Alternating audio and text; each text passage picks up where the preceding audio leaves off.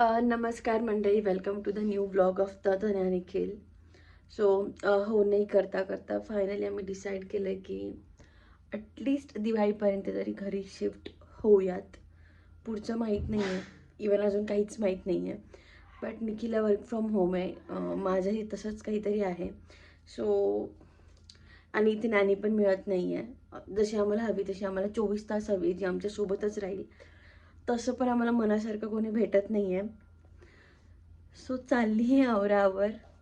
सगळ्यात आधी सखीचे बऱ्यापैकी कपडे मी इथेच ठेवले होते लास्ट टाइम गेली तेव्हा, कारण मी 15-20 दिवसासाठीच गेलो होतो. बट आता आता खूप काही काही घेऊन जायचं आहे. सो बघूयात कसं कसं काय काय होतं आहे. सो जेव्हा मी आले होते ना, सखीच्या ह्या ज्या 2 बास्केट आहेत त्या मी रिकाम्या आणला होता इथलं सामान न्यायला. सो आता या ऑलमोस्ट भरल्या आहेत, तरी तिचं थोडंफार सामान बाकी आहे. माझ्या इतक्या मोठमोठ्या बॅग असायच्या नाही, मी फक्त ही छोटी बॅग घेऊन फिरते सध्या, एवढंच आहे. आणि अजूनही बऱ्याच बसायला पॅक करायचा आहे. खूप कंटाळा आला आहे ही पॅकिंग अनपॅकिंग, कारण की सोपं नाही आहे. घरी जाऊन पुन्हा हे सगळं काढायचं, पुन्हा लावायचं. पण ह्यावेळेस मी सगळं घेऊन गेली. ह्यावेळेस फुल अँड फायनल, म्हणजे मी दिवाळीच्या आत तरी येत नसते. आला तर निखिलनी यावं, कारण त्याला काय नाही, तो त्याची एक काळी बॅग घेतो आणि येतो. बट मला खूप काय काय आणावं लागतं सखीचं. आणि सखी बघा, सखी ए सखी, आमच्या सगळं सगळं लक्षाचं जे कलरफुल दिसतं ना त्याच्याकडे, आणि ते आम्हाला तोंडात घालायचंय. ओ बबू. सो फ्रीज पण क्लीन करून जावं लागणार आहे. याच्यातलं बरंच सामान हे आहे जे पॅक्ड आहेत. हे चालतील अजून 1-1.5 वर्षाचं असंच ठेवलं आहे. बट हे पीठ वगैरे, मैदा, पोहे हे सगळे एक्सपायर होणार आहे 2-3 किती 4 महिन्यात. सो आय डोंट नो, तोपर्यंत मी येते नाही आहेच. आणि हे वाटण आहेत जे मी घरून आणले होते. सो हे सगळं पॅक करून मी आता शुभूकडे नेऊन देते, कारण ते यूज होईल तिथे. अगदी मन घट्ट करून आम्ही डिसिजन घेतला आहे घरी जायचा. आणि उद्या निघणारही होतो. अर्जंट बँकेचं एक काम आलं आणि ते ऑनलाईनही होऊ शकत होतं. बट ते बोलले की नाही, तुम्हाला आत्ताच्या आत्ता यावं लागेल. सो आत्ता वाजले 3 आणि 3:30ला बँक बंद होणार आहे.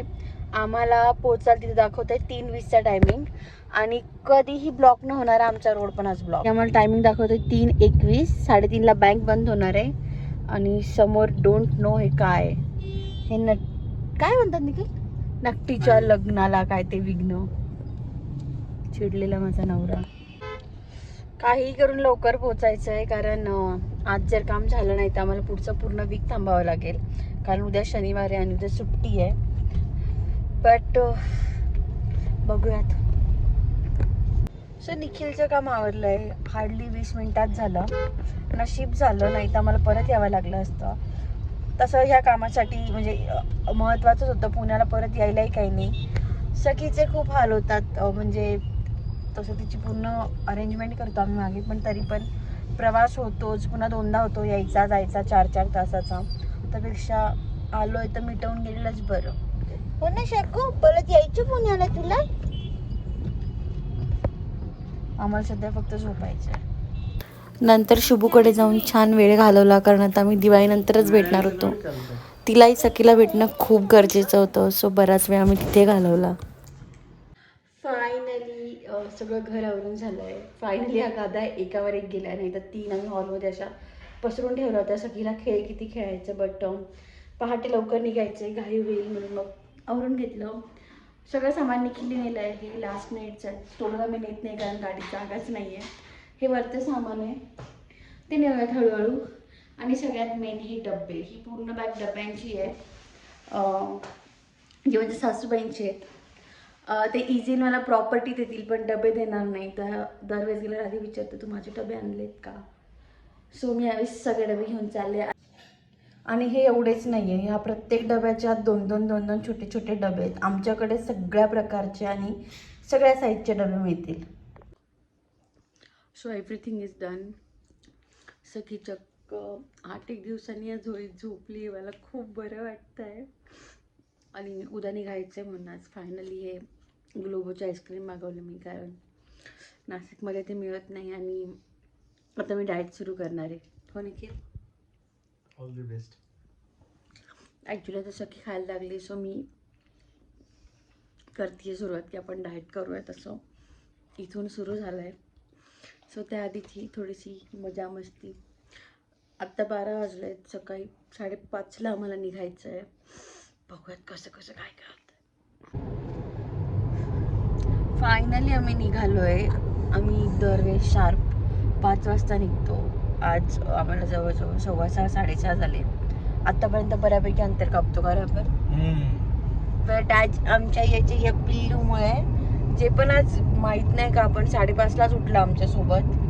सो असं लेट होत गेलं आणि आम्हाला कात्रजला पण थोडं काम आहे. सो असं आम्ही निघणार होतो 6 वाजता, बट थोडं अजून लेट झालं. सो मागे असे हे मिठाईचे बॉक्स घेतलेत मी, जे आम्हाला द्यायचे आहेत. हे माझ्यासाठी. येताना राजमहलला नाश्ता करायला थांबलो.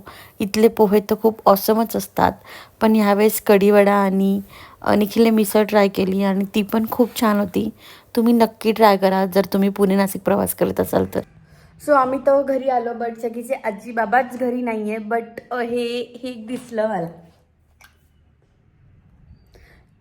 गाडी घेऊन आले तात्या सखीसाठी, आणि ती पण छोटी मोठी नाही, म्हणजे ती छोटी नाही आहे, इतकी मोठी गाडी आहे ही.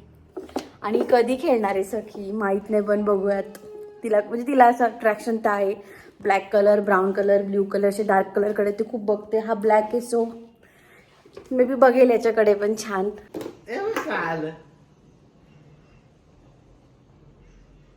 हे बघ सखीकडे चालली गाडी.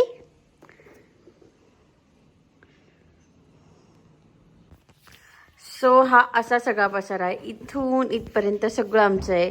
मी इथे छोटं मिक्सरही घेऊन आली आहे, कारण आता सखीला नको, आमच्या भांड्यात फार तिखट वगैरे दळलं जातं. सो हे बाकी थोडं अजून निखिल काढतोय गाडीतून. सखी खेळते तिच्या फ्रेंडसोबत. याचं नाव आम्ही गंगाराम ठेवलं आहे. सखी गंगाराम. आणि तिकडे आमचा छोटा बनी आहे आणि हा आमचा गंगाराम आहे. सो या फायनली घरी आलो आहे. छान वाटतं आहे. हे सगळं सेट करायचं आहे, सो खूप वेळ जाईल. सो आजचा ब्लॉग इथेच संपवूयात. तुम्हाला जर आवडला असेल तर do like, share and subscribe. Thank you.